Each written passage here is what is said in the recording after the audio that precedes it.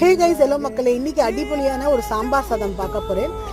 ஒரு குக்கர் எடுத்துக்கோங்க. எண்ணெய் விட்டு கருவேப்பிலை, நிறைய சின்ன வெங்காயம் போட்டுட்டு 2 தக்காளி 1 கேரட் போட்டு உப்பு போட்டு நல்லா வதக்கிக்கோங்க. அதுக்கப்புறம் இந்த ஸ்பூனில் 5 ஸ்பூன் சாம்பார் பொடி போட்டுருந்தேன். ஒரு லெமன் சைஸ் புளி அளவு ஊற வச்சு 1 டம்ளர் தண்ணி வந்து அந்த புளி ஜலத்தை விட்டுட்டு இதில் 1/4 அரிசி 3/4 துவரம்பருப்பு போட்டு 5 டம்ளர் தண்ணி விட்டு நல்லா ஒரு 2 விசில் விடுங்க.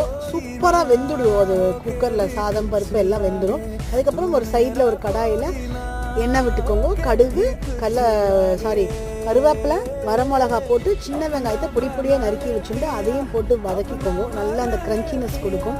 இது நல்லா சாதம் சூப்பராக வெந்தது. அதை ஒரு நல்லா கலரி மசிச்சு விட்டுட்டு இதுக்கப்புறம் நம்ம வந்து வதக்கின வெங்காயத்தை அதில் போட்டுட்டு வந்து மேலாக ஒரு ஸ்பூன் நெய் விட்டுட்டு ஒரு வெந்நீர் விட்டுனேன். தளராக இருக்கணும்னு 1 டம்ளர் வெந்நீர் விட்டுனேன்.